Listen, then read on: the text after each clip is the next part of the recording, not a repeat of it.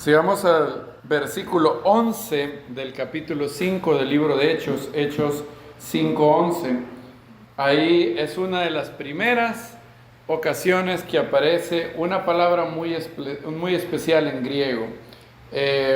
La palabra en griego es eclesia, que ustedes ya deben saber cuál es la palabra que se deriva de este vocablo griego. Es la palabra iglesia. Hechos 5:11, cuando lo tengan me dicen amén. Amén.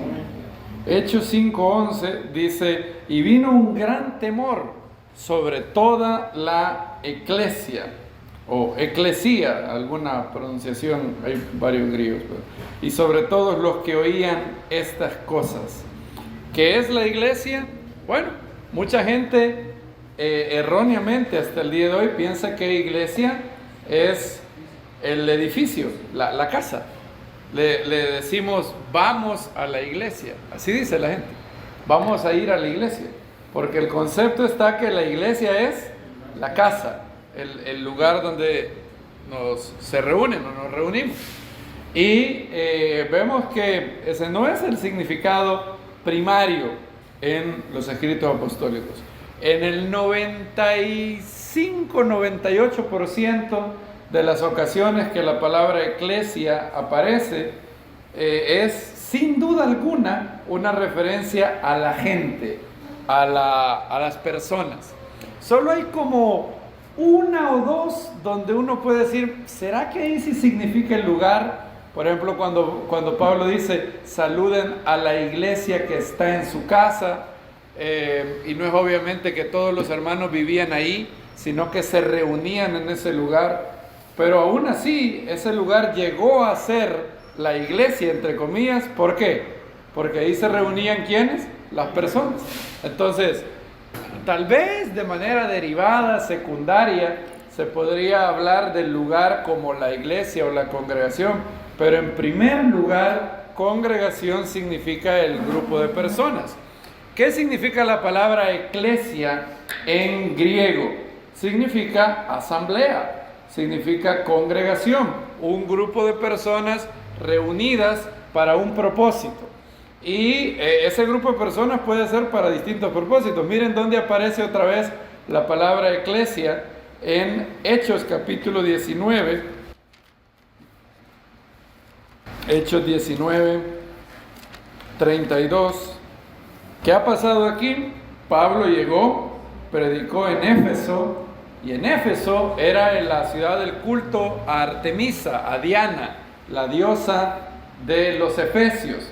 Y como Pablo predicó que había un único Dios verdadero y que los dioses falsos no debían ser adorados, que eran falsedades, mentiras, vanidades, se metió en problema con las autoridades del lugar, porque la gente lo quería matar. Los que vendían las imágenes estaban molestos con Pablo, y entonces empezaron a hacer un gran desorden y dijeron: hay que acabar con estos judíos que han venido aquí para decirnos que ya no adoremos a la gran diosa Diana de los efesios.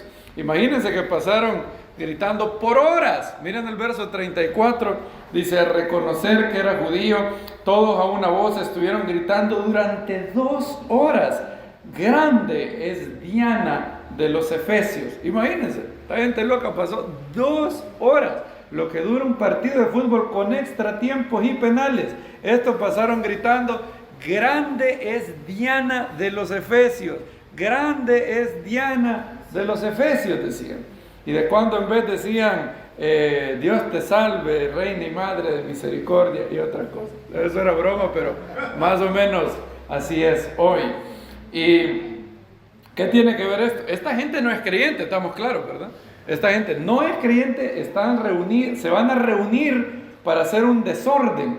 Y miren el verso 32. Es más, hay gente que está ahí, que ni sabe para qué ha llegado. Miren el verso 32. Uno pues gritaban una cosa y otros otra, porque la eclesia, la asamblea, estaba aturdida.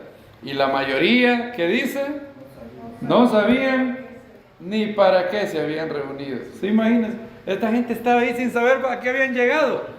Yo cuando estaba leyendo otra vez, leí los escritos apostólicos, todo el Nuevo Testamento, desde Mateo a Apocalipsis, y cuando pasé por Hechos, noté esto, y me preguntaba si eso no describe a algunos de nosotros, que podamos reunirnos sin saber a qué hemos venido.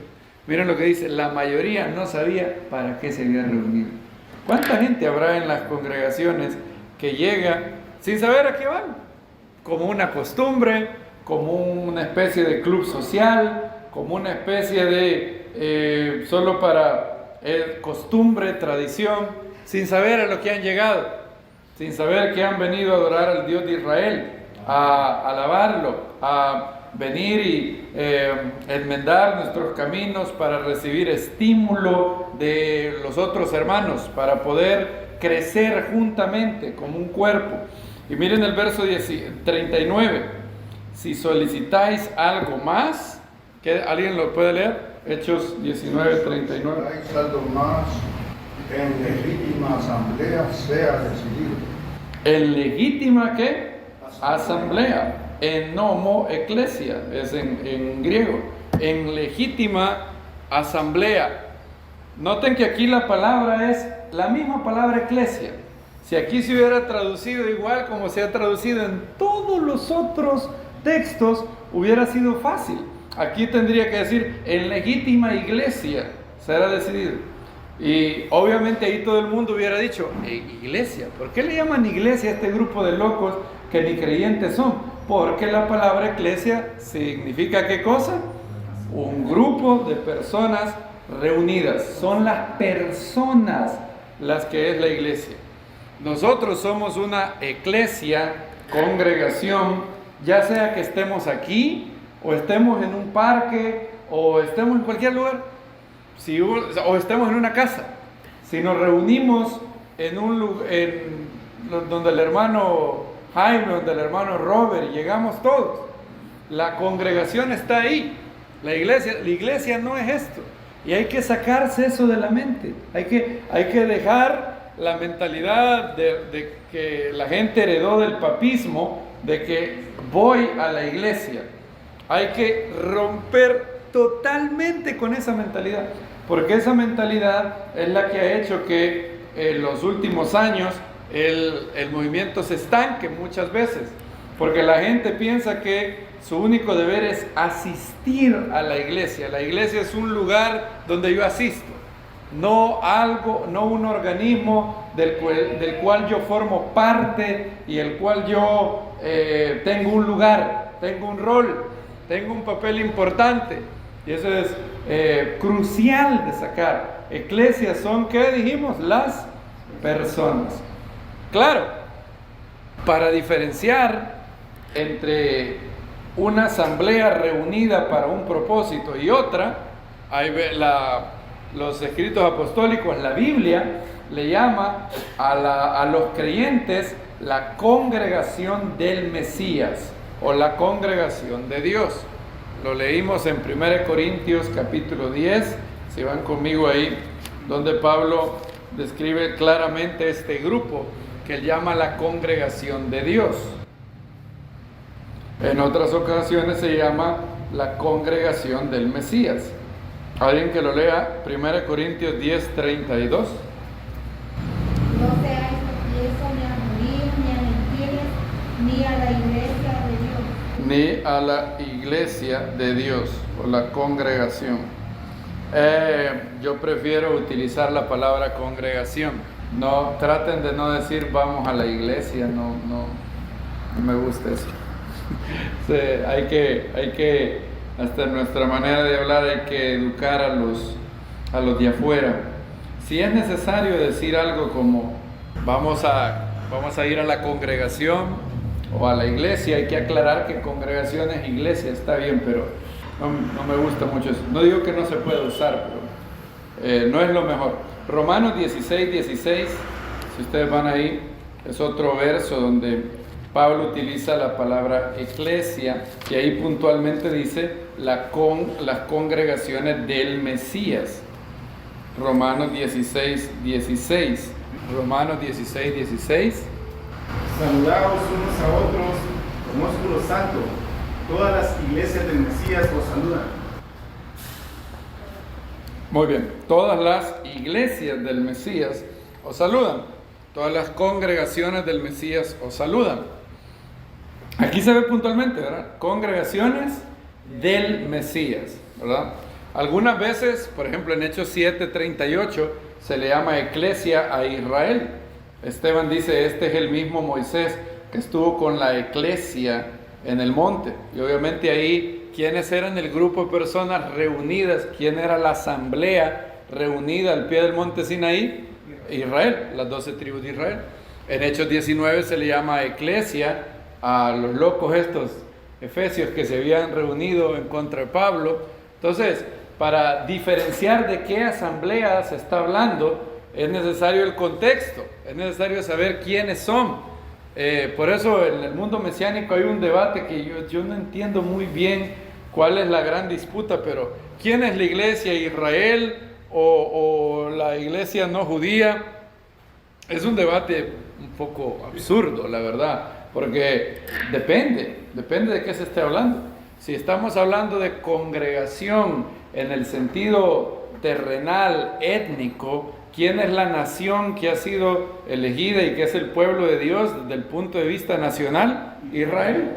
Desde un punto de vista terrenal, étnico o de pueblo físico, si alguien dice el pueblo de Dios, está hablando de los descendientes de Abraham, Isaac y Jacob, que componen el pueblo judío de hoy en día. Ahora, si estamos hablando de eclesia en el sentido celestial, en el sentido mesiánico, la congregación del Mesías, ¿quién es? Es el grupo de judíos y no judíos creyentes en Yeshua. Por eso Pablo dice, no seáis tropiezo ni a qué, ni a judíos, al pueblo judío, ni a griegos, todos los no judíos, ni a la congregación de Dios. En ese contexto, en 1 Corintios 10, eclesia no puede ser Israel, obviamente, porque Pablo acaba de diferenciar, dice, ni a judíos, ni a gentiles, ni a griegos, ni a la congregación de Dios. Congregación de Dios ahí es los que de los judíos y de los gentiles han creído en Yeshua.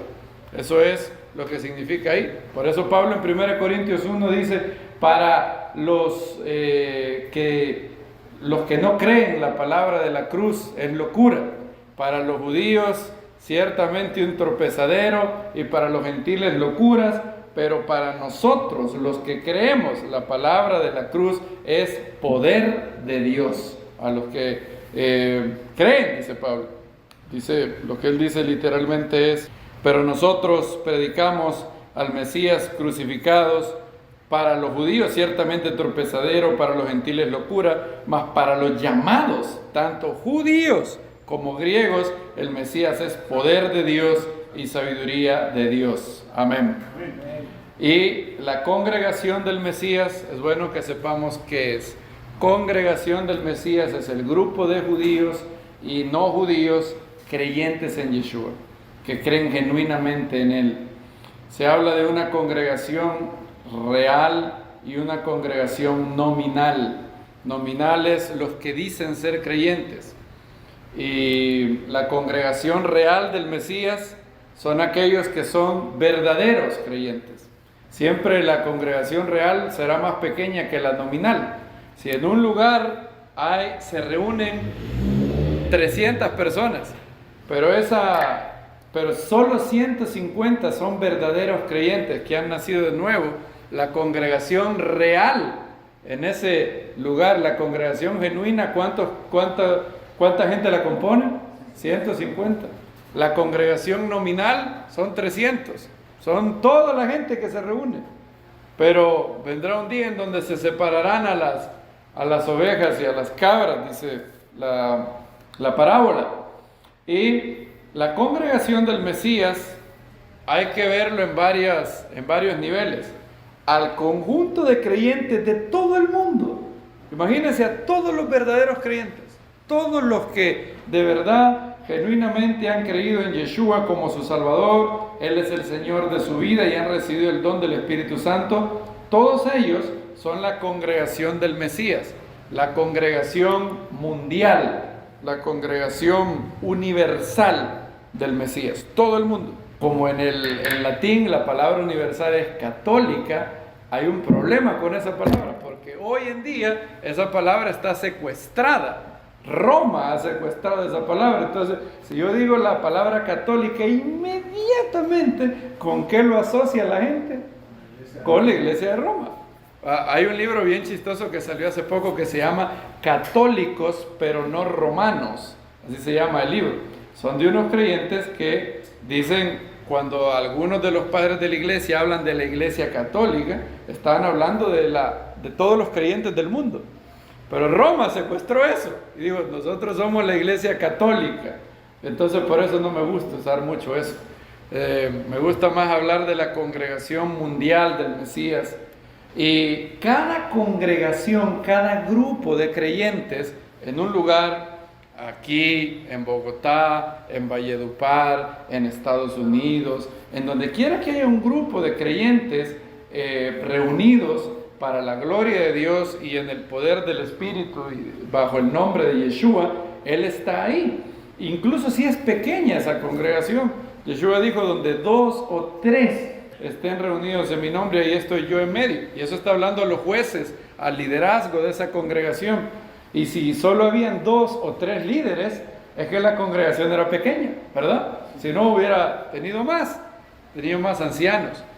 Y la voluntad de Yeshua, la voluntad del Eterno, fue crear un grupo. Me gusta cómo lo dice el judío creyente en Yeshua, un gran hombre de Dios.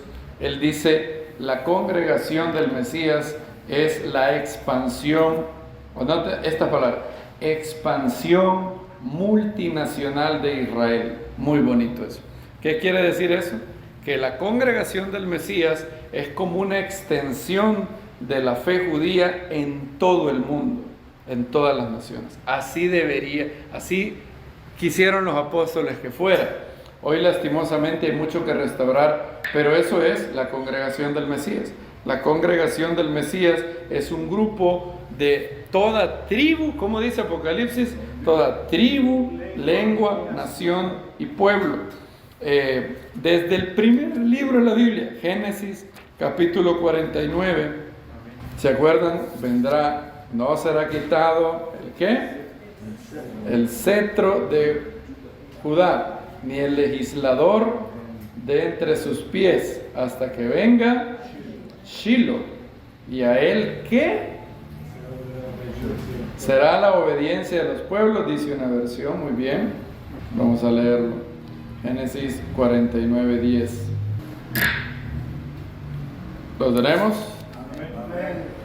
Dice, no será quitado el cetro de Judá, ni el legislador de entre sus pies, hasta que venga Shiloh. Shiloh es un título mesiánico.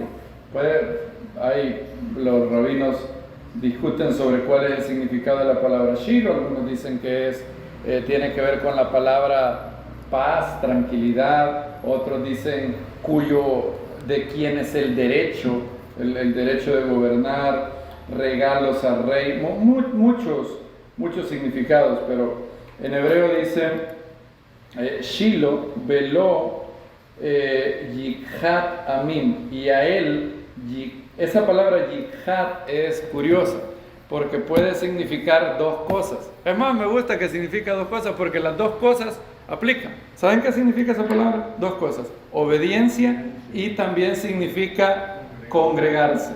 Muy bonita.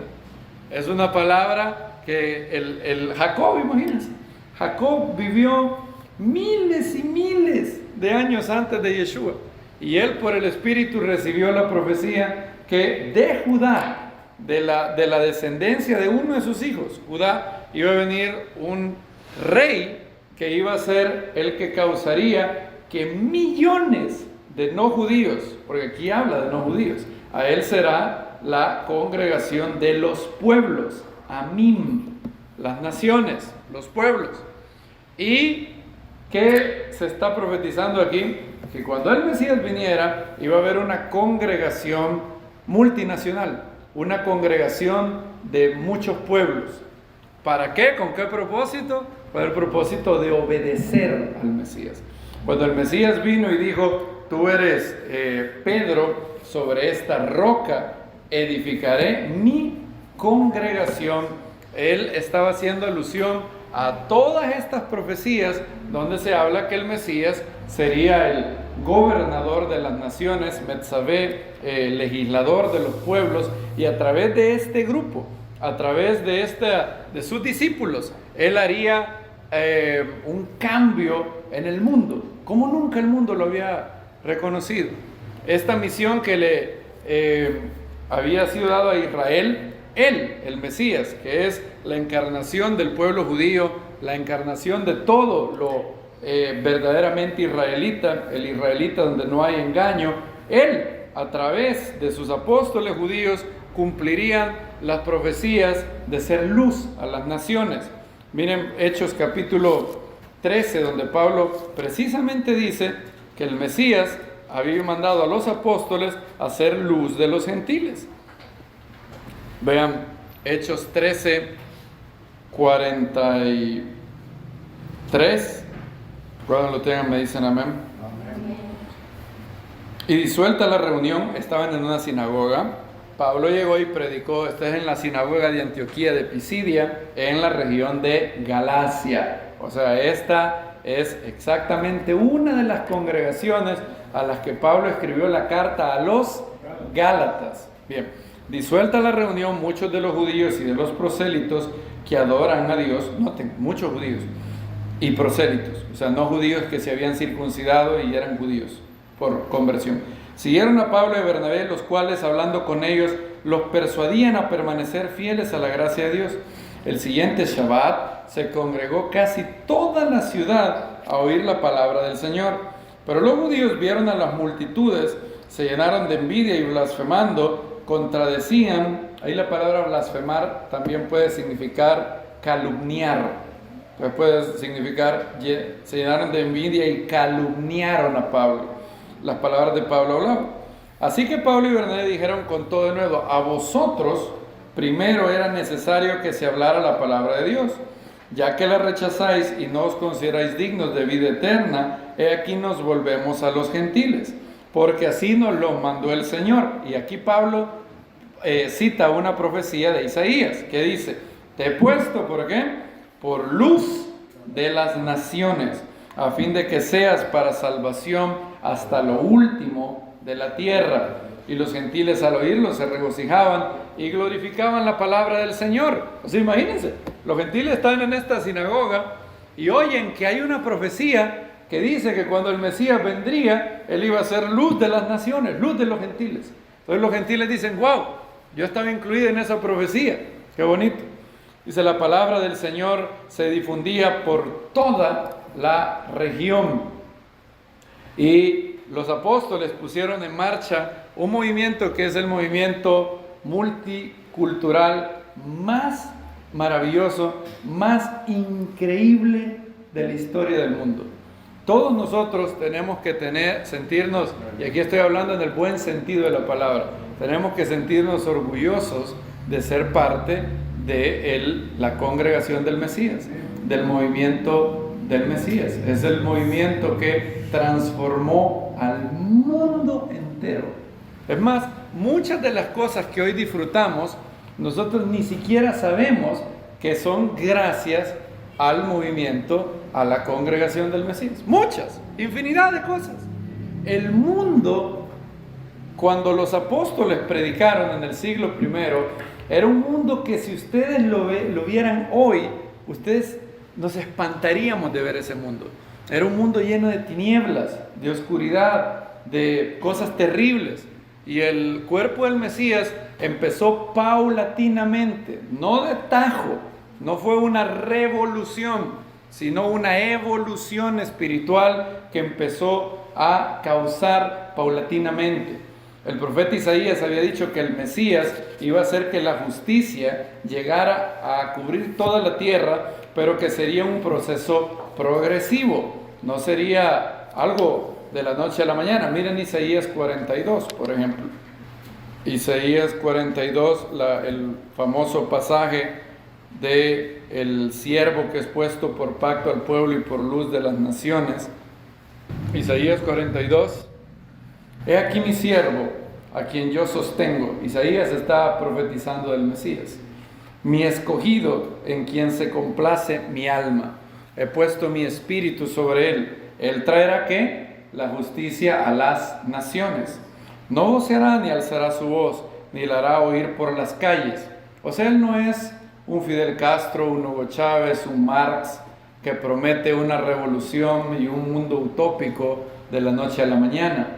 Los que hacen oír su voz en las calles, alzan la voz, son todos los falsos mesías que llegaban al pueblo y les decían, yo soy su libertador, yo les daré paz y seguridad. El Mesías no será así. Si se recuerdan, él huía de la fama. Cada vez que hacía un milagro, ¿qué le decía a la gente? No le digas a nadie, no le digas a nadie, no le digas a nadie. Y dice, no quebrará la caña cascada, ni apagará el pábilo que humea. Hará que la justicia actúe conforme a la verdad. Miren el verso 4. No vacilará ni desfallecerá hasta que haya establecido la justicia en la tierra y las costas esperarán su ley o su enseñanza. Ese verso 4, miren, no vacilará ni desfallecerá. Desde el momento que dice no desfallecerá, es que el Mesías va a ir estableciendo la justicia en la tierra, pero encontrará ¿qué cosas? Obstáculos. Va a encontrar oposición. Por eso el Mesías dijo, sobre esta roca edificaré mi congregación y las puertas del infierno que no prevalecerán contra ella. Noten, no prevalecerán. No dice que nunca harán nada. Las puertas del infierno, las puertas del Hades harán guerra contra la congregación y por un momento parecerán vencerla, pero al final no prevalecerán. El Mesías no vacilará ni desfallecerá. ¿Y a través de quién el Mesías ha ido transformando paulatinamente al mundo? A través de sus discípulos genuinos. Quiero rápidamente hablar de todo lo que hoy disfrutamos. No todo, pero algunas cosas. Todo. Las cosas que usted dice, ¡oh! ¿En serio era así el mundo antiguo? Así era. Hoy tenemos un mundo que ha sido empapado con la justicia del Mesías. Usted dirá, ¿en serio? A mí me parece un mundo muy injusto. Claro, porque todavía no hemos llegado a la justicia total. No hemos llegado ahí. Estamos en este proceso. No desfallecerá hasta que la justicia se haya establecido en la tierra. Pero hay un gran avance. Déjenme trasladarlo al mundo primero, al siglo primero. ¿Qué es lo que la congregación del Mesías le ha legado a la humanidad? Tenemos aquí muchas hermanas. Déjenme empezar con un gran logro. No uno. Decenas de logros que el cuerpo del Mesías dio para elevar la imagen de la mujer en el mundo. Eso, si quieren anotarlo, como la elevación de la mujer a su lugar dado por Dios. Hoy en día, nuestras hermanas disfrutan un número de derechos que fueron dados por hombres creyentes en Yeshua y lo hicieron motivados en la Biblia. ¿Cómo era el mundo antiguo? ¿Cómo era el siglo primero? Era un mundo terrible para ser mujer. ¡Horrible! En primer lugar, un hombre en la sociedad, en todo el mundo, el pueblo judío era un poquito distinto, pero en todo el mundo, una mujer se la veía a palitos en su vida. En primer lugar, la mujer en el siglo primero era considerada un ciudadano de segunda clase, inferior. Los grandes pensadores del mundo antiguo, Aristóteles y Platón, no cualquiera, los dos filósofos más grandes, Aristóteles y Platón consideraban a la mujer como inferior al hombre. Oigan lo que decía Platón. Platón decía que si un hombre era cobarde y si un hombre no era un hombre verdadero, El castigo de ese hombre era reencarnar en una mujer. Y él lo veía como mira en lo que vas a reencarnar en una mujer. O sea, para él era, qué castigo más terrible. Aristóteles decía que habían hombres de oro, de bronce y de plata. O sea, no todos los hombres son iguales en Grecia. Aristóteles decía que habían hombres que habían nacido para ser esclavos. Y la mujer era más tonta que el hombre, decía. Todo ello. En el mundo judío, por ejemplo, el testimonio de una mujer no se consideraba en ninguna corte, ni en una corte judía ni en una corte romana. Flavio Josefo dice claramente eso. Ningún rabino tomaba mujeres discípulas. Todos los rabinos tenían discípulos hombres. ¡Todos! No hay ni una excepción a esto. Ninguna. Solo una. Yeshua. Es la única excepción. La única excepción a la regla. Él tenía mujeres que eran discípulas de él. Esto era, para el mundo de aquel entonces, era algo incomprensible.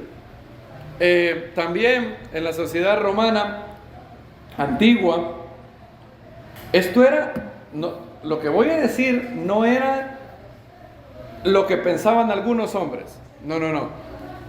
Esto es lo que era la sociedad antigua toda, la sociedad greco-romana. En la sociedad greco-romana había matrimonio, claro que sí. Y la mujer tenía que ser fiel al hombre. La mujer estaba supuesta a ser casta. Tenía que ser fiel y no tener relaciones con ningún otro hombre. Lo cual uno dice, bueno, sí, claro, eso lo dice la Biblia. Bien, ¿cuál era la expectativa que la sociedad romana tenía con respecto al hombre? Bueno, el hombre podía tener las amantes, las prostitutas, las esclavas y esclavos sexuales que él quisiera, sin problema. Noten lo que dice Demóstenes. Esto es lo que dice uno de los grandes pensadores griegos. Noten si esto que les voy a leer no es repulsivo, pero este era el mundo antiguo. Si ustedes hubieran vivido en el siglo I, este era el mundo. Demóstenes dice: tenemos prostitutas por placer. Fíjense este señor, cínicamente. Tenemos prostitutas por placer y tenemos amantes para las necesidades diarias del cuerpo. Lo oyó bien, para las necesidades diarias del cuerpo. Mantenemos esposas para poder engendrar hijos legales y para la fiel tutela de nuestros hogares. O sea, me caso con una mujer porque esos son mis hijos legítimos. Ahora, ni se le ocurría a usted, querida hermana, que si alguien se casaba con usted, usted podía esperar que ese hombre iba a ser fiel a usted. Eso era algo... Usted tenía que ser fiel al hombre. Porque ¿sabe qué pasaba si no le era fiel? Le voy a leer otro pensador. Este es una persona de Roma que dice: si un hombre encuentra a su mujer siéndole infiel con otro hombre, puede matarla a golpes sin ningún problema. Cero problemas. O sea, si usted cometía adulterio en el mundo romano, su esposo la hallaba, Roma entero, todo el gobierno estaba atado para que pudieran matarla a golpes. Nadie iba a mover un dedo, nadie iba a capturar a ese hombre. Él no estaba haciendo nada malo para ese mundo. Ahora, ¿qué dice este hombre? Dice: en cuanto al hombre, el hombre puede tener el número de amantes y de prostitutas que él quiera. Este era el mundo antiguo. Así era el mundo. Era un mundo terrible para ser mujer. Yo lo leo eso y me da una repulsión. Ahora, imagínense ustedes lo que causó esto. Pablo escribe, vayan a 1 Corintios 7. Imagínense en ese mundo donde todo el mundo ve esto como normal. Si usted fuera en ese mundo, todo el mundo ve como normal. La expectativa es: yo me casé con mi esposa para tener hijos.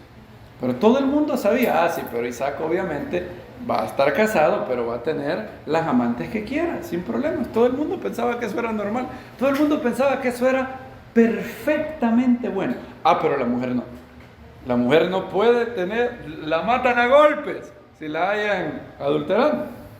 Ahora, ¿qué hizo el cuerpo del Mesías? El cuerpo del Mesías le dijo al hombre: tú tienes que vivir el mismo estándar de castidad y santidad que la mujer, el mismo. Primera de Corintios capítulo 7. Ahora, cuando uno lee estas citas, es un rudo despertar. Uno piensa, ¿en serio el mundo era tan horrible? Era más horrible de lo que usted piensa. Lo que hoy vivimos es el resultado de que el cuerpo del Mesías ha cambiado al mundo. Miren, por ejemplo, esta frase que Pablo dice, 1 Corintios 7:4. La mujer no tiene potestad, no tiene autoridad sobre su propio cuerpo, sino el marido.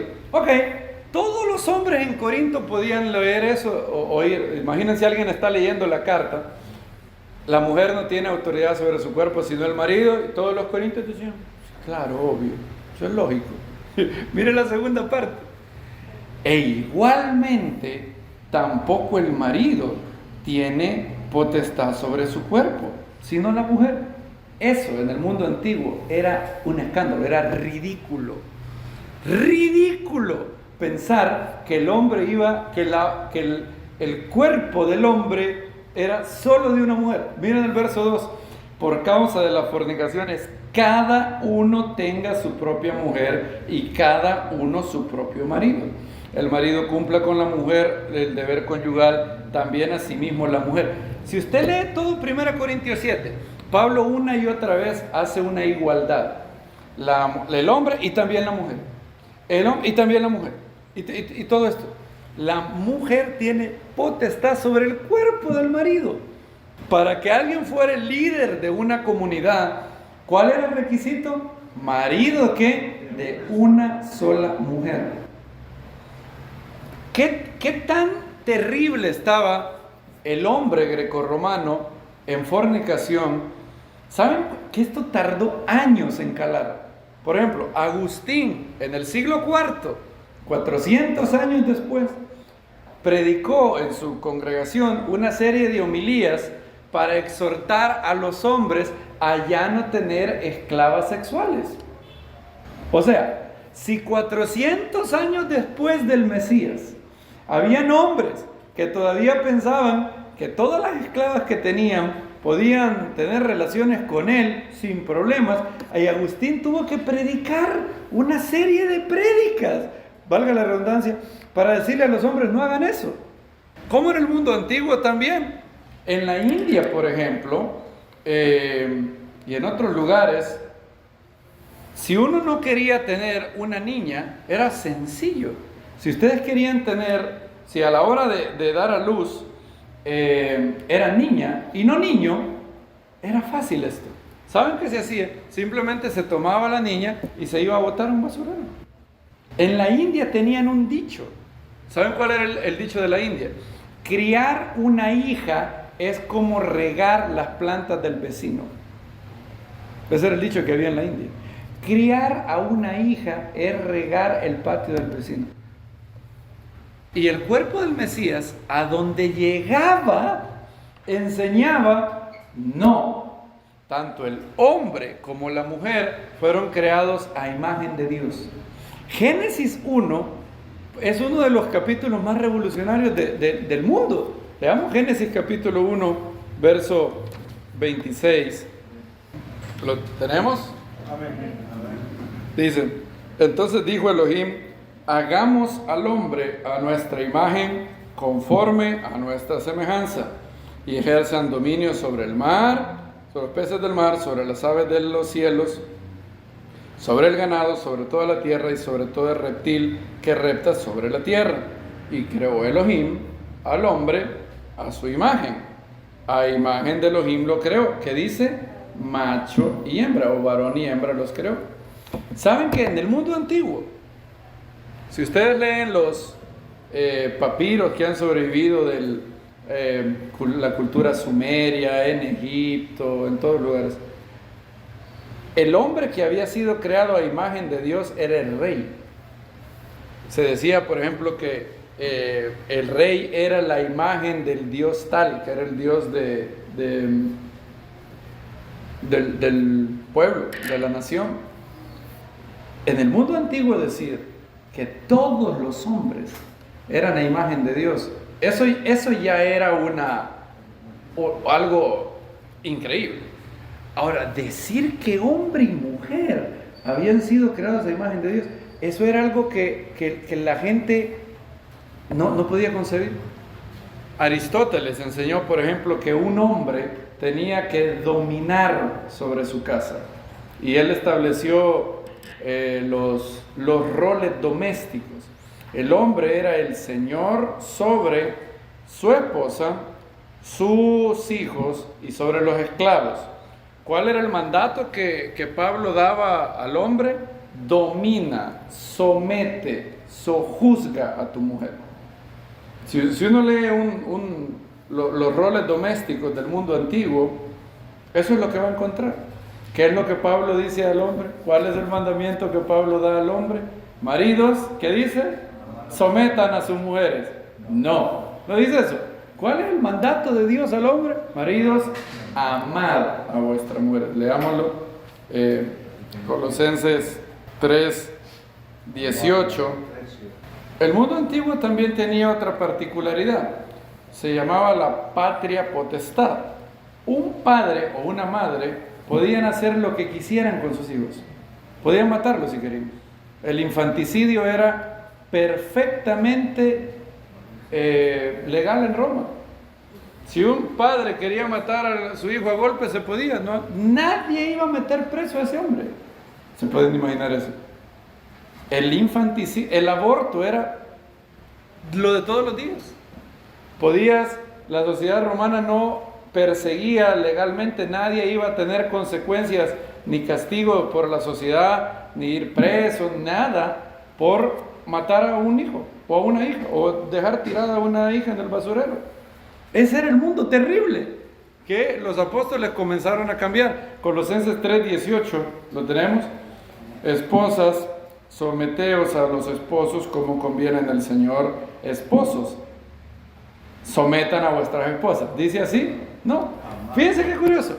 Aristóteles dice varias veces, le dice al hombre, sometan. O sea, se le llama al hombre a usar su fuerza para someter a su esposo. Lo mismo dice el Corán. El Corán, el libro sagrado de los musulmanes, tiene hasta instrucciones de cómo se debe golpear a una mujer. Mahoma, el pedófilo ese que es el profeta del Islam, escribe en el Corán las maneras de cómo pegarle a una mujer.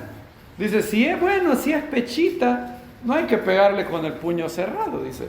Pero si es un poco rellenita, sí se le puede pegar con el puño cerrado. No me estoy inventando eso, eso lo dice el Corán, usted lo puede leer en los shuras del Corán. Y usted no encuentra eso en la Biblia. ¿Para qué dice la Biblia que el hombre ha sido diseñado con más fuerza para proteger a su esposa? No para golpearla, no para ser una amenaza, sino para proteger, para ser una fuerza que protege, que abraza, que cubre, que está ahí para darle seguridad a su esposa y a sus hijos. Esposos, amad a vuestras esposas, no seáis ásperos con ellas. No hay un solo verso bíblico donde el mandamiento dado al hombre sea someter. Nunca. Jamás Pablo dice, sometan a sus esposas. Él le dice a la mujer, el mandamiento a la mujer es, debes someterte a tu esposo. El Eterno ha creado hombre y mujer, pero ha dado al hombre la capacidad de ser, la prerrogativa de ser la cabeza del hogar. El mandamiento que Pablo da a la mujer es sumisión al esposo. Y sumisión en el sentido bíblico, recuerden que no necesariamente implica obediencia, sino que implica otra cosa que ya hemos explicado y no me voy a meter aquí. Pero ¿cuál es el mandamiento al hombre? Fíjense, en una sociedad donde Aristóteles y todos los demás decían sometan a la mujer, sometan a la mujer, sometan a la mujer, el mandamiento de la Biblia es amen a sus esposas. Eso era revolucionario, eso era algo increíble. Como dice el verso 19, esposos, amad a vuestras esposas y no seáis ásperos con ellas. O sea, el hombre tiene el mandamiento de no ser áspero. Todo lo contrario a lo que dice el Corán. El Corán manda pegarles. La Biblia manda no ser ásperos. Y una y otra vez, Efesios capítulo 5 dice, maridos, bueno, vamos a leer Efesios atrás unas cuantas cartas. 2 de hecho, Efesios capítulo 5, verso 22, dice, las casadas estén sujetas a sus propios maridos como al Señor. Pablo reconoce claramente lo que la Biblia dice desde el inicio, que Dios le ha delegado al hombre la autoridad de ser la cabeza del hogar. No una cabeza en el sentido de un dictador ni un déspota, sino en el sentido de ser el que sea la cabeza, el que sea el líder de ese hogar. El líder de ese hogar. Y tiene que ser un líder lleno de amor, lleno de compasión. Él debe de gobernar su casa como el Mesías gobierna su congregación. Y él gobierna sobre un trono de amor. Es un hombre que tiene mucha fuerza, pero no la usa para dañar, la usa para proteger. Dice, las casadas, ¿tenemos Efesios 5:22?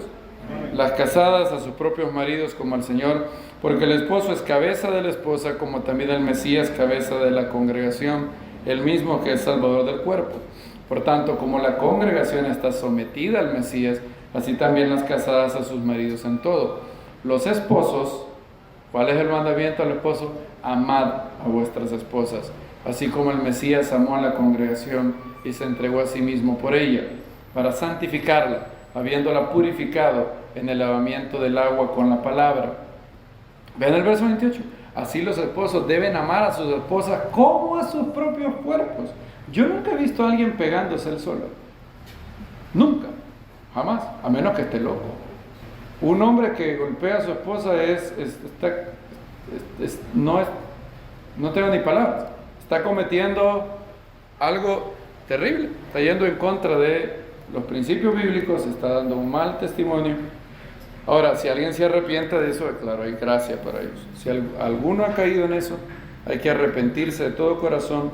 Y si esa persona no vuelve a hacerlo, puede haber claro que puede haber reconciliación. El ideal de Dios es que la pareja sea un lugar donde se exprese el amor de Dios a los hijos. Y si alguien ha caído en eso, tiene que arrepentirse de todo corazón, pedir perdón a su esposa, a sus hijos, y ser el hombre que Dios diseñó que fuera. Dice, el que ama a su esposa se ama a sí mismo. Y esto es lo que el cuerpo del Mesías empezó a enseñar. Uno lee estos versos hoy en día, después de 2000 años donde el cuerpo del Mesías ha empapado el mundo con la ética, la espiritualidad de Yeshua, y se ve normal. Se ve así, bueno, sí, claro, esto es obvio. No era obvio, en ningún lugar era obvio. Imagínense un mundo donde el hombre no tiene ninguna restricción ni de Dios ni de la sociedad.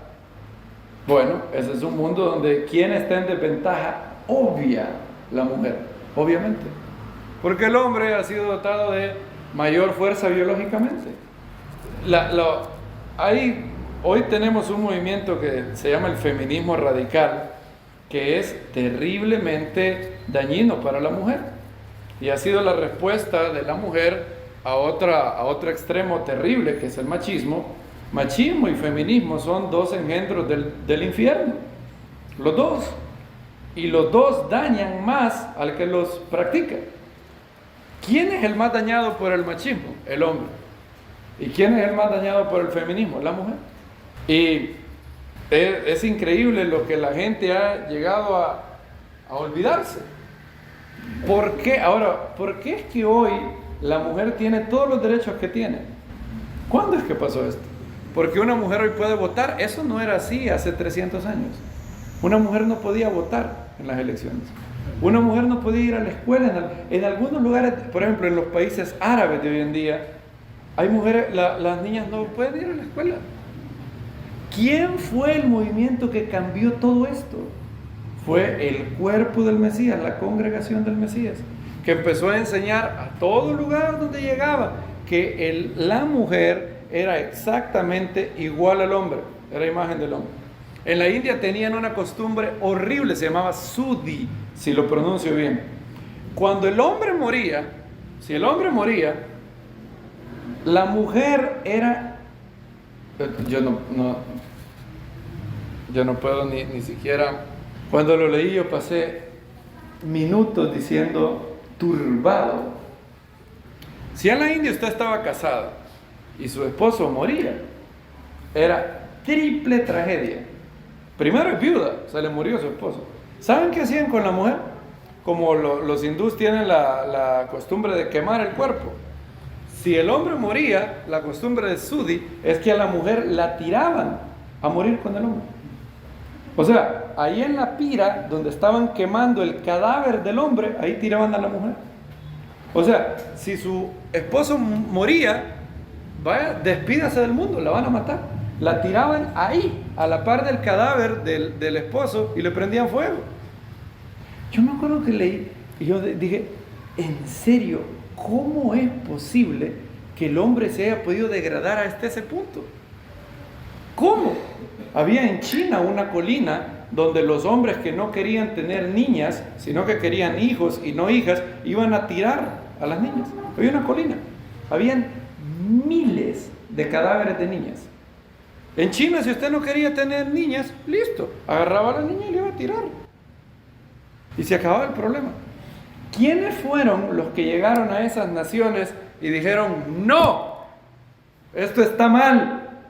La niña y la mujer son creadas a imagen de Dios, son preciosas delante de Dios y tienen derechos de ser tratados con honor, con respeto.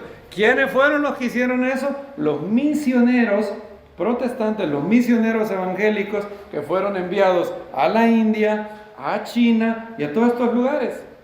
En África, cuando llegaron unos misioneros a no me acuerdo cómo se llamaba el lugar, pero era una tribu terrible y tenían una superstición, se llamaba Calabar. Cuando nacían gemelos, mataban a los gemelos. Y a la mujer que había dado a luz gemelos, la tiraban a la jungla para ser devorada por bestias. Usted dirá, ¿por qué razón? Porque en esos lugares la creencia de esos africanos era que los gemelos eran el producto de relaciones entre una mujer y un demonio. Entonces, si alguien tenía gemelos, eso evidenciaba que había tenido relaciones con un demonio, la mujer. Y todas esas creencias absurdas, todas esas cosas degradantes y corrompidas, son las que el cuerpo del Mesías llegaba y cambiaba. ¿A dónde llegaba? ¿A dónde llegaba el mundo? ¿Quiénes fueron los que le dieron a la mujer el derecho, por ejemplo, de votar, de ir a la escuela, de ser tratada con respeto, de si el hombre golpea a una mujer, entonces el hombre va preso, puede tener repercusiones legales serias? ¿Quiénes fueron los que hicieron eso? Hombres creyentes. Lo peor que le podría pasar a cualquier mujer es que la Biblia sea quitada de ese país. Porque lo que pasaría inmediatamente después es que todos los hombres empezarían a usarlas. ¿Por qué? Porque el hombre tiene más fuerza. El hombre tiene una densidad ósea mayor que la de la mujer. De 100 hombres hicieron esto todo el mundo lo sabe, pero en el mundo absurdo que hoy tenemos se ha olvidado. Hicieron un experimento, fíjense, el gran experimento. Algo que todo el mundo sabe, solo en Estados Unidos que algunas veces se hacen los tontos para no saber lo que es obvio. Hicieron un experimento e hicieron que 100 hombres tiraran una pelota de béisbol. Y de los 100 hombres, 98 tiraban la pelota más fuerte que una mujer. Qué feo ser uno de los otros dos, ¿verdad? Eso sí sería penoso, pero bueno. Ahora, y entonces el experimento concluyó, fíjense lo que el experimento concluyó, algo que no sabíamos, algo que no sospechábamos. Concluyó que el hombre es más fuerte que la mujer. Fíjense, se concluyó eso. ¡Wow! Noticias nuevas para la humanidad. ¡Obvio! Se lo voy a poner así. Supongamos que aquí en El Salvador abrazáramos el feminismo radical. Y el feminismo radical dice que el hombre es lo peor del mundo y la mujer es lo más precioso, lo más santo, lo más puro. Nunca hace nada malo. Ninguna mujer es mala, solo los hombres son malos. Entonces, supongan que ponemos solo mujeres policía y solo mujeres en el ejército. Y nos ataca Honduras.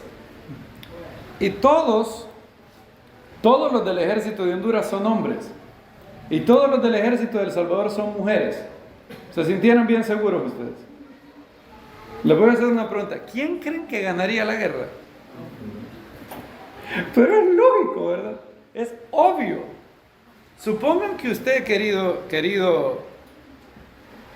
hermana o hermano, está postrado en cama. No puede moverse.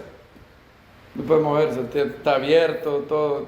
Qué sé yo, lo han operado y todo. Y hay dos maleantes que con cuchillo en mano se quieren meter a su casa.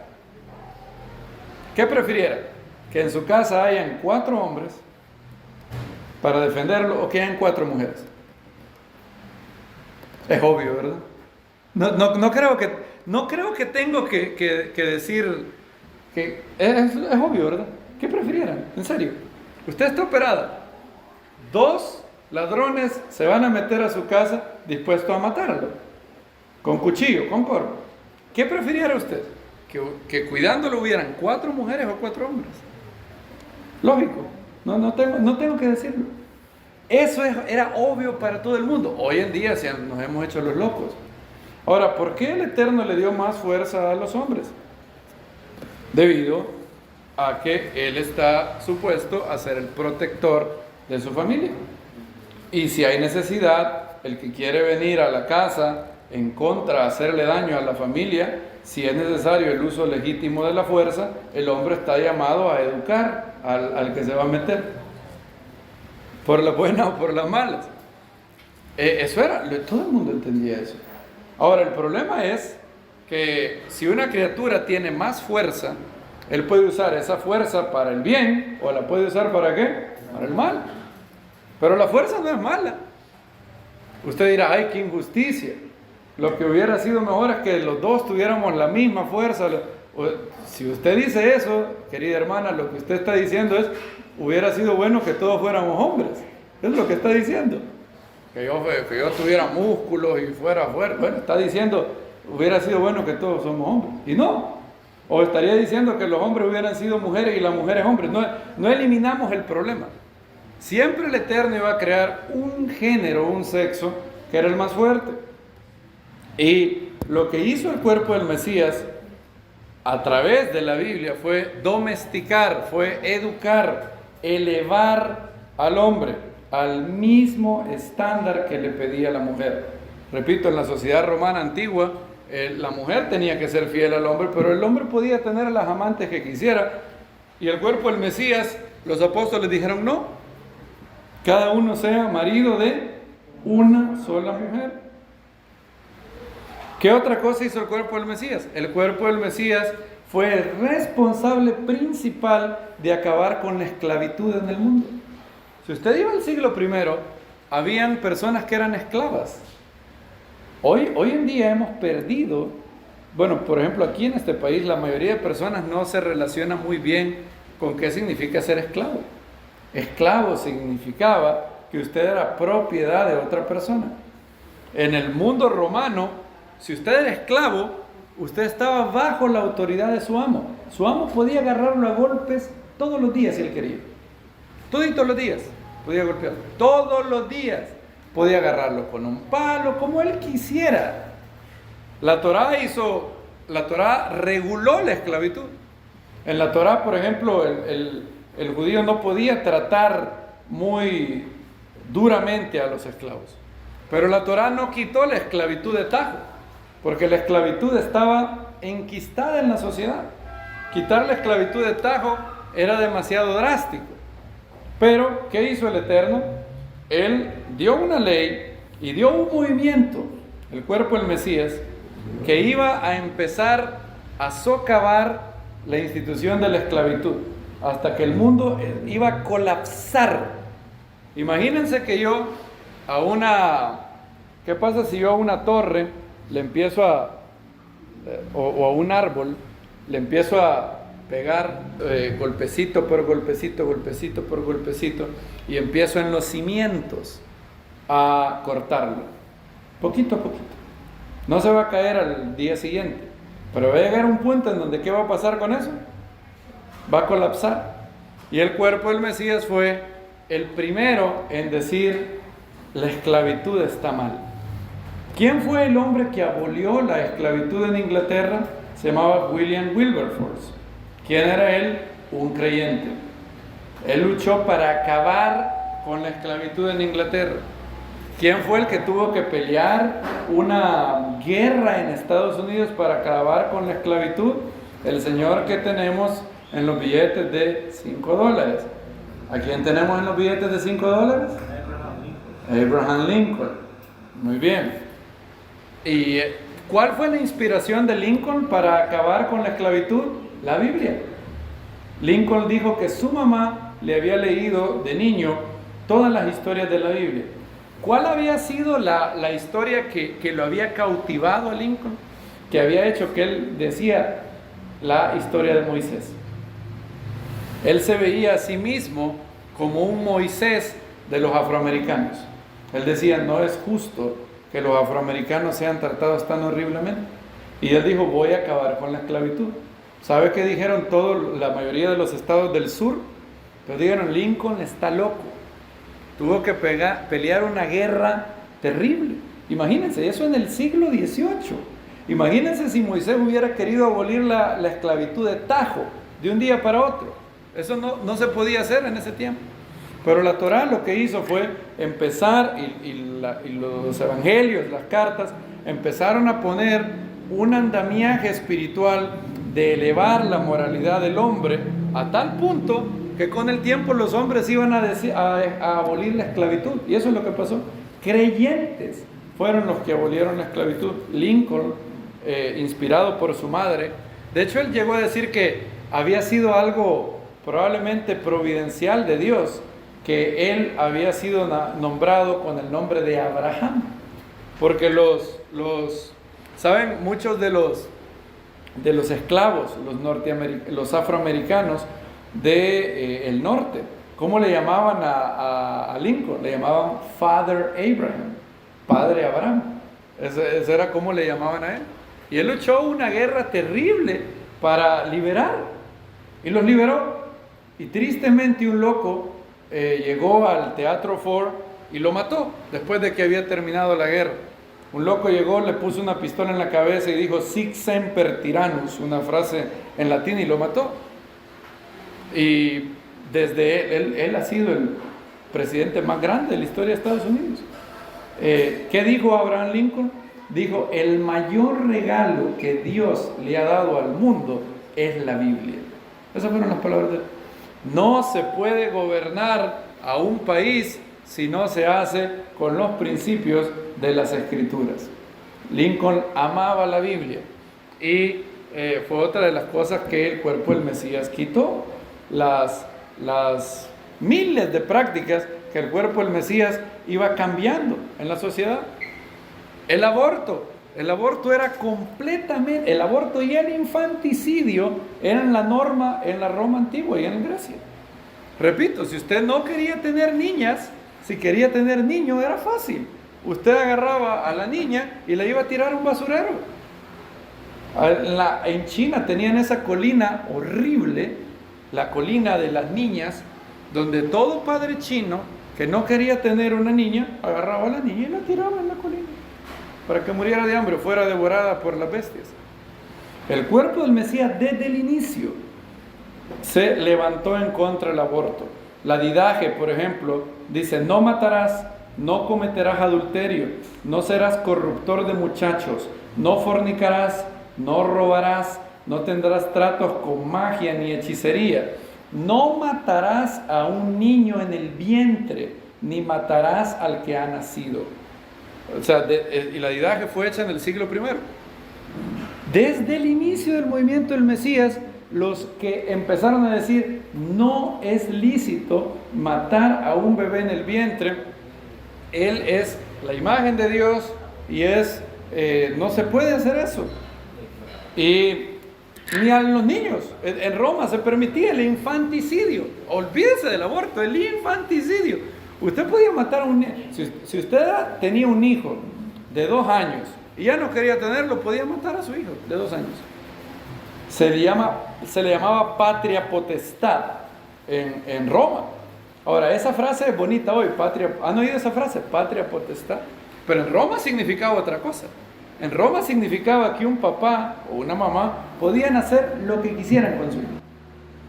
Y el cuerpo del Mesías se levantó y dijo, no. Fue un hombre que dijo, dejen que los niños vengan a mí, porque de tales es el reino de los cielos. Los niños eran vistos como los ciudadanos de más bajo rango, como lo más X del mundo. No se pensaba, es más, la idea de que los niños sean tiernos es una imagen que el cuerpo del Mesías le dio al mundo. No se pensaba eso. Imagínense, ¿cuántos son los? Vamos contando los grandes cambios que la congregación del Mesías hizo del mundo. 1, elevar a la mujer. La visión de la mujer era visto como un ciudadano de segunda clase en la sociedad greco-romana, y hasta cierto punto era un poco mejor en el mundo judío, pero no comparado con lo que el cuerpo del Mesías hizo. 2, la esclavitud. 3, el cuerpo del Mesías fue la primer voz más dura contra el aborto y contra el infanticidio. 4, el cuerpo del Mesías fue la voz más dura contra la poligamia. Prácticamente en todo el mundo era legítimamente aceptado que un hombre podía tener más de una esposa. ¿Cuál fue el primer hombre que empezó a sembrar las semillas para terminar con la poligamia? Yeshua. Yeshua empezó a decir cosas como, ya no son 2, sino que una sola carne. 2, no 3, no 4. Yeshua comenzó a elevar el rol de la mujer al punto de tomarlas por discípulas. Maimónides dice cosas muy duras contra la mujer en Mishneh Torah, y eso que Maimónides vivió en el en la Edad Media. Y aún ahí, en el mundo antiguo, se consideraba que el hombre era superior y la mujer era inferior. Y entonces, ahí en ese momento, el cuerpo del Mesías dijo, no, la mujer es imagen de Dios, igual manera que el hombre. Más los reformadores empezaron a hablar del mandato cultural de Génesis 1. ¿Cuál era ese mandato cultural? Ellos decían que cuando Hashem dijo al hombre y a la mujer, dominen sobre el mundo. Miren lo que dice Génesis 1, 28. Luego Elohim los bendijo y les dijo, noten, no al hombre, sino a los dos. No se pierdan ese detalle. Esta es una bendición a los dos, a hombre y mujer. Fructificad y multiplicaos, llenad la tierra y ¿qué? Sojuzgadla. Dominad sobre los peces del mar, las aves de los cielos y todo el ser vivo que se mueve sobre la tierra. Entonces, los reformadores en la Reforma Protestante dijeron, noten que esto incluye a la mujer. No se debe quitar a la mujer el mandato cultural de sojuzgar la tierra. Entonces ellos empezaron a decir que la mujer podía hacer todas las cosas que un hombre puede hacer: trabajar, votar, ir a la escuela, aprender teología, todo. Eso es inaudito en un mundo musulmán, por ejemplo. Si ustedes van al Talibán y le dicen allá en Afganistán que ustedes creen que la mujer es igual que el hombre, todos esos barbudos se van a reír de usted. Toditos. En Afganistán, gracias a Dios, las mujeres ya estaban yendo a la escuela, mientras Estados Unidos estaba ahí. Ahora que Estados Unidos salió y regresó el Talibán, adivinen qué fue las primeras cosas que ellos hicieron: prohibir que las niñas vayan a la escuela. En Arabia Saudita, hace poquito, pero poquito, hace años, la mujer no podía manejar un carro. Estaba prohibido a una mujer manejar un carro. No podía. Hace poquito les acaban de dar la capacidad de sacar licencia. Y eso lo ven. Miren, las mujeres estaban tan contentas. Lo ven como un logro, pobrecita. Increíble. Ahora, no pueden salir de su casa si no va un hombre con ellas. Todavía. Y imagínense cómo sería el mundo sin el cuerpo del Mesías. Sería, si ustedes se van a un mundo sin la congregación del Mesías, ese era un mundo donde la mujer podía ser vapuleada por un hombre, nadie le iba a hacer nada a un hombre, el hombre tenía la potestad de matarla a golpes si quería, podía abortar las veces que quisiera, podía matar a su niña o a su niño si quería, el hombre podía tener las mujeres que quería, la mujer no. Sudi, la práctica de la colina esa de China. Imagínense todo. También otra cosa, era un mundo precientífico. ¿Quién fue el movimiento que encendió la revolución científica? Fue uno solo, la Reforma Protestante. ¿Por qué? Los hindús, la ciencia no pudo haber nacido en India. ¿Saben por qué? Los hindús y los budistas tienen una creencia de que el mundo que ustedes ven es maya, es ilusión. Todo este mundo externo, ellos le llaman maya, ilusión. No es un mundo real. Lo único que existe es el Brahman, la fuerza impersonal del panteísmo.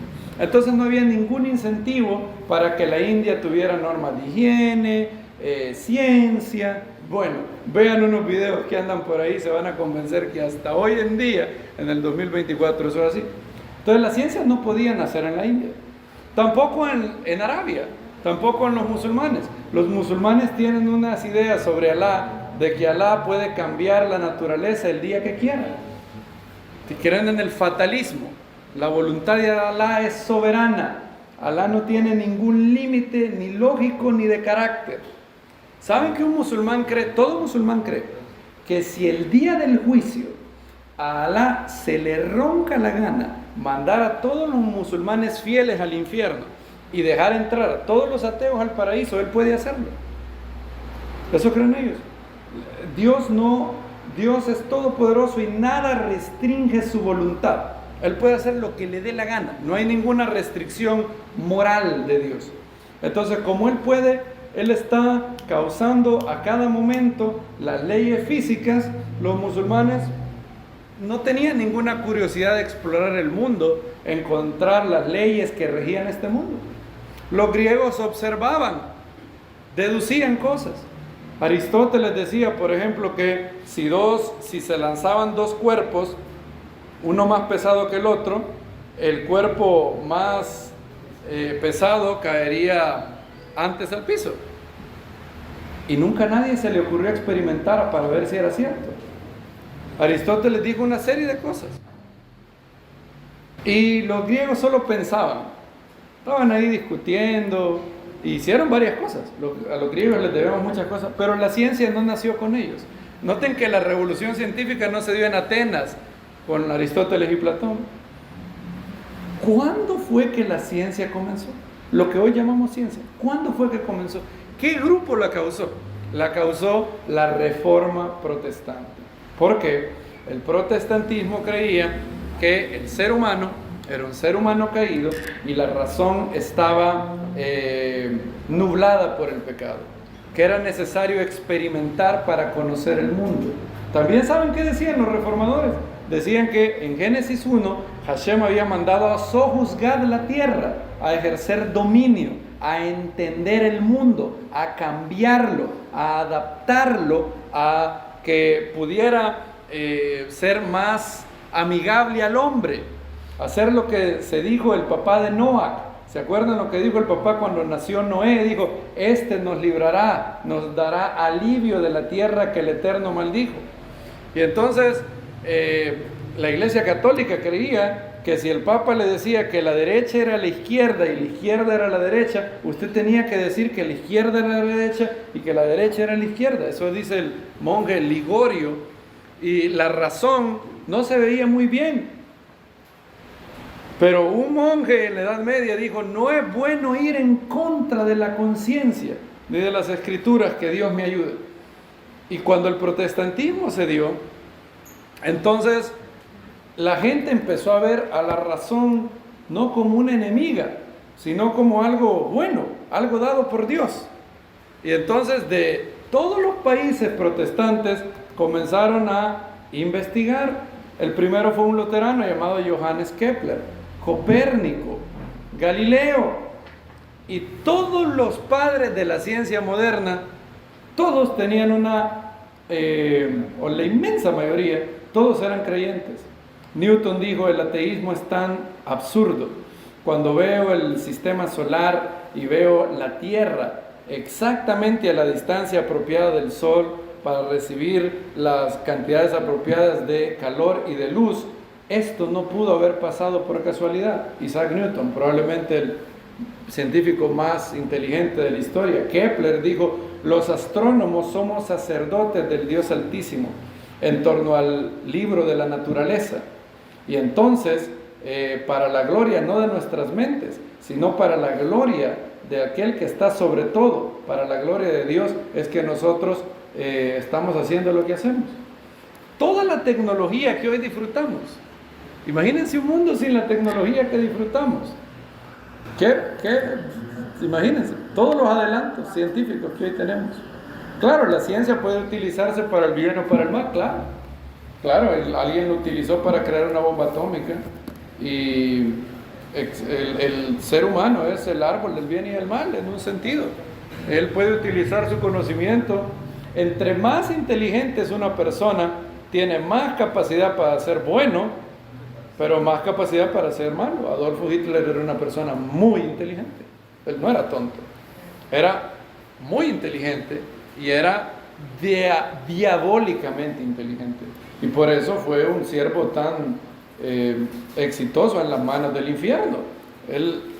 Entre más una persona, entre más poder tiene una criatura, más capacidad de daño tiene. ¿Cuánta capacidad de daño tiene una hormiga? Bien poquito. Un perro, más que la hormiga. Un toro, ya más que el perro. Un león, más que el toro. Una orca, si lo hay ahí en la playa. Un tiburón tiene mucho poder de hacerle daño. Un hombre, un demonio.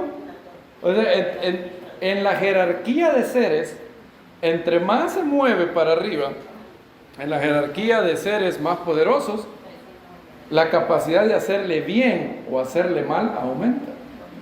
Y la ciencia ha sido un regalo que el cuerpo del Mesías le dio a la humanidad, lo cual es increíble. Cuando yo empecé a ir a la universidad, se me presentaba, y esto es muy importante a los chicos que van a clases, el currículum de hoy en día del mundo antife, antibiblia que tenemos, te esconde la verdad. Yo no sabía, cuando yo fui a bachillerato, a la universidad, yo no tenía ni idea que la inmensa mayoría de los científicos más grandes que ha habido eran creyentes, todos. Pascal, Pasteur, Faraday, James Clerk Maxwell, Kepler, Newton, todos eran creyentes. Y me lo escondieron, nadie me dijo eso. El profesor de psicología, se llamaba de apellido Galvez, nos enseñó, el primer libro que nos dio a leer era El origen de las especies de Charles Darwin. Primer libro que leímos. Y empecé a leerlo, y luego él me comentaba que yo descendía del mono, y no sé qué. Y yo lo vi a él y dije, este sí. Yo dije, creo que por él, porque si él sí tenía un azúcar ahí medio, y yo dije, quizás está predicando de su propia experiencia, pero yo dije, pero paradójicamente Hashem, él era ateo obviamente, pero él dijo una vez algo, digo, si alguien quiere ser creyente tiene que tener buenas razones para hacerlo. Y él decía, vamos a discutir el aborto, pero no me van a decir que eso es pecado, esas son y dijo la palabra. Y cuestionó a uno que creía en Dios. Y él me causó una crisis, porque en ese momento yo todavía no me había convertido, pero yo creía en Dios. Pero él fue la primera persona que me hizo preguntarme esto: ¿por qué crees que Dios existe? ¿Por qué crees que Dios es real y no es una ilusión de tu imaginación? Y él me causó una crisis, me sacudió, y yo le agradezco que haya hecho eso, porque me embarcó en una expedición de investigar, de verdad, cuáles son las razones racionales, científicas, de que yo sé que hay un Dios que existe. Y Baruch Hashem, gracias a él, gracias a ese ateo, hoy soy creyente, bendito sea el Eterno. Gracias, él utilizó a este hombre. Hay un libro muy bonito que sacó hace poco una persona que se llama, creo que se llamaba Faith by Richard Dawkins, algo así se llamaba. Vine a la fe gracias a Richard Dawkins, se llama el libro. Y es creo que son 25 ex ateos que vinieron a la fe después de haber leído el libro del ateo más famoso, infame de vivo hoy, Richard Dawkins, y él fue el que paradójicamente causó que luego ellos se convirtieran. O sea, como dice aquel chistecito, el Señor hasta el diablo ocupa para su gloria. Y ¿no es verdad eso? Y, queridos hermanos, todo creyente, la doctrina de los apóstoles que hemos estado viendo fue un llamado a la acción, fue un llamado a cambiar el mundo. En Hechos capítulo 17, los que defendían el viejo orden de las cosas, todo lo que les he contado, todo lo que había en el siglo I, todo el salvajismo, todo lo terrible que había sido. Ni siquiera les cuento las prácticas de guerra de los romanos, los asirios, las torturas. El mundo era terrible sin la Biblia. Y cuando los creyentes llegaron a Tesalónica, a una ciudad de Tesalóniki, se llama hoy esa ciudad, llegaron a Tesalónica, Pablo en 3 Shabbat, miren, Hechos 17:2, vamos a terminar ahí, dice: Pablo, según su costumbre, fue a ellos y por 3 Shabbatot debatió con ellos, apoyándose en las Escrituras, explicando y demostrando que el Mesías debía padecer y resucitar de entre los muertos, y decía: este Yeshua que yo os anuncio es el Mesías.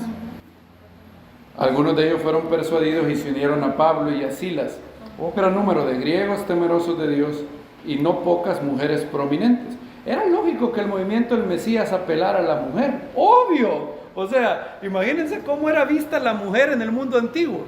Y ahora viene este predicador judío que dice todas estas cosas lindas sobre la mujer. La mujer es imagen de Dios igual que el hombre. El hombre tiene que ser fiel a su esposa al igual que la esposa. O sea, era obvio que miles de mujeres iban a verse atraídas por el movimiento. Por primera vez alguien hablaba en términos tan igualitarios. Dice: pero algunos judíos llenos de envidia tomaron consigo a unos vagabundos perversos y reuniendo una turba, vieron que siempre, desde los tiempos de antes ya han habido pandillas, alborotaron la ciudad y atacaron la casa de Jasón para sacarlos ante el pueblo.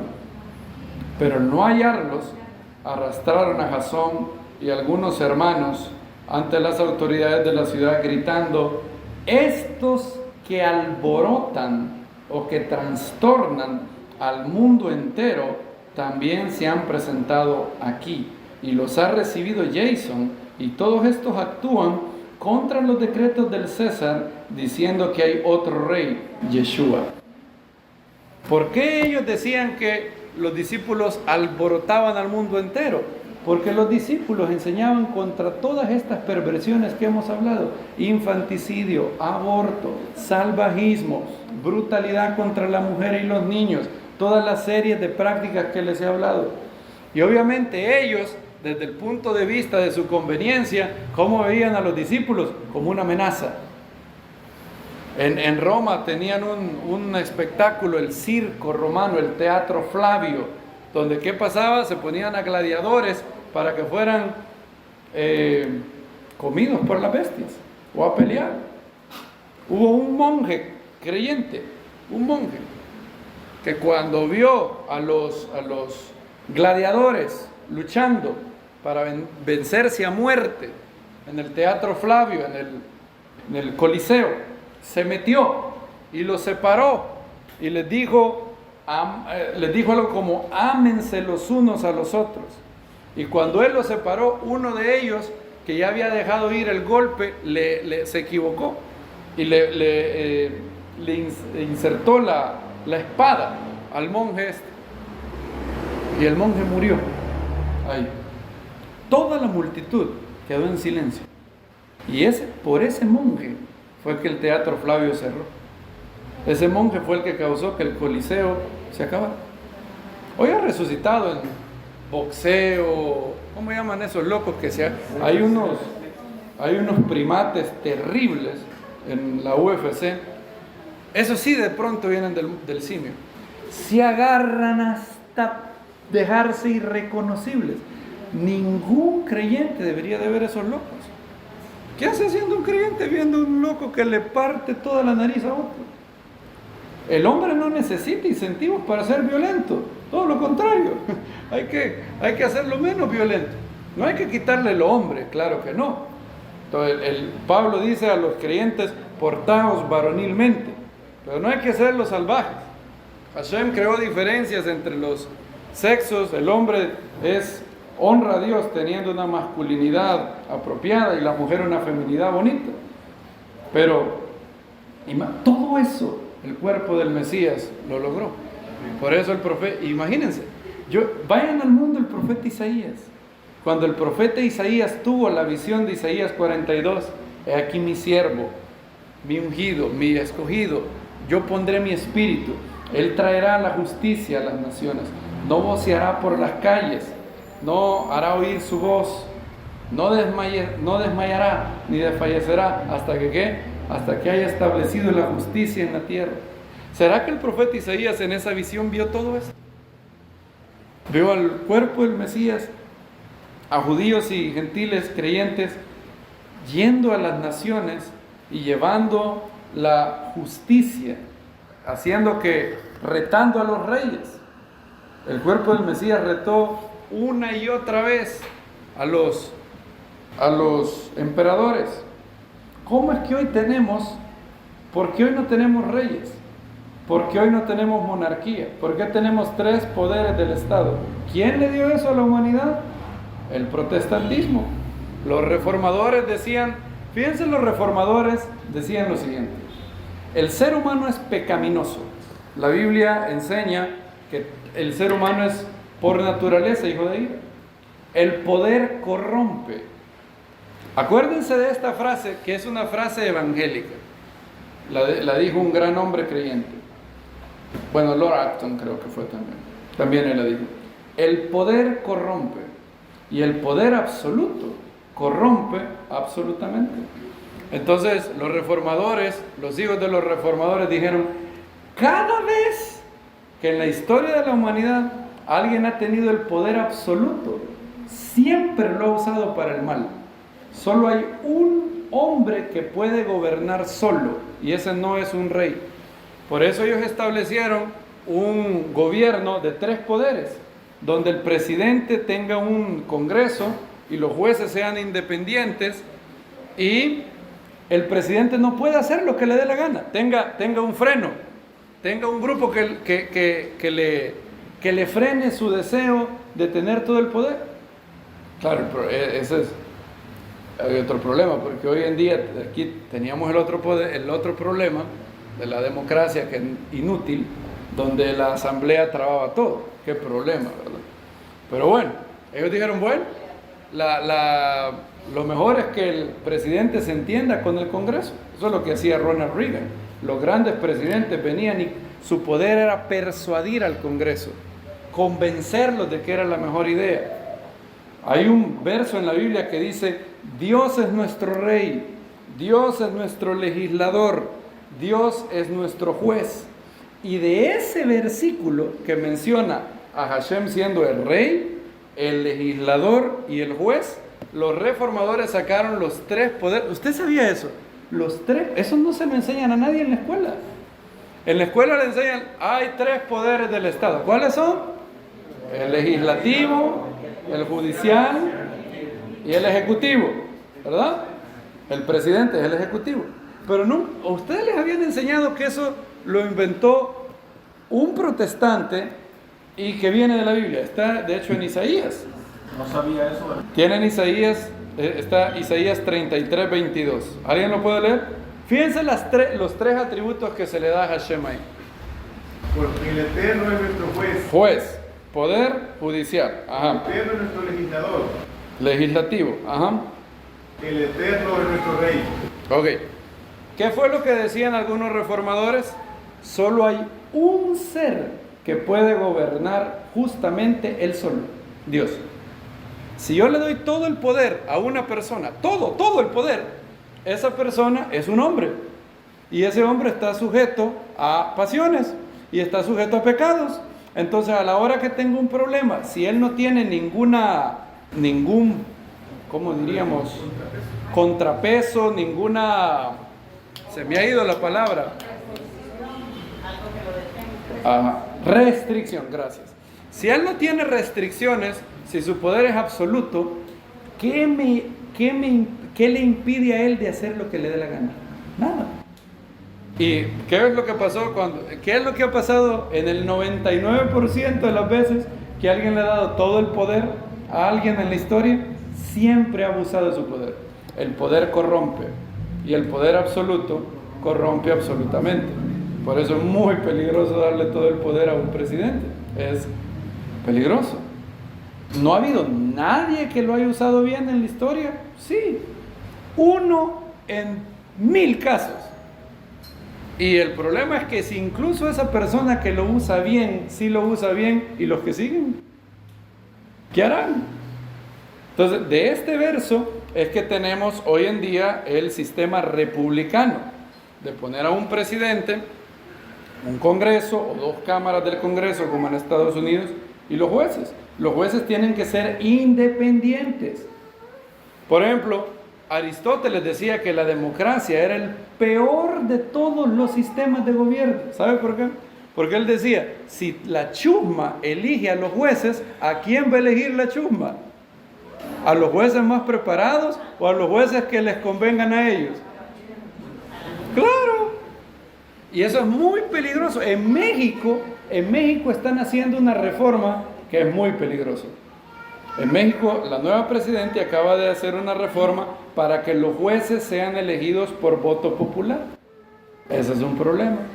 Porque si yo le doy a todo el mundo el derecho de elegir a sus jueces, van a elegir no a los mejores, sino a las personas que sean más afines a sus ideas. Es un gran peligro. Es un gran peligro.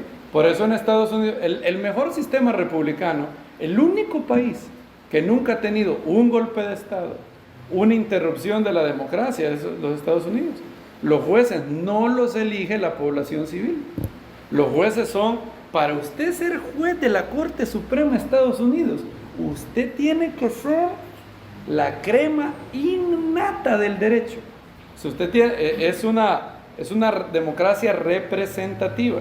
Se eligen a representantes, el Congreso, y el Congreso elige a los jueces. Eso no es antojadizo, eso no es que algún loco lo inventó así, es porque los reformadores sabían, si le damos todo el poder a un hombre, eso va a ser peligroso. Y el cuerpo, Adrian Rogers tenía un dicho muy bonito, y eso es muy cierto: la iglesia no es el juez del Estado, no es el juez del gobierno.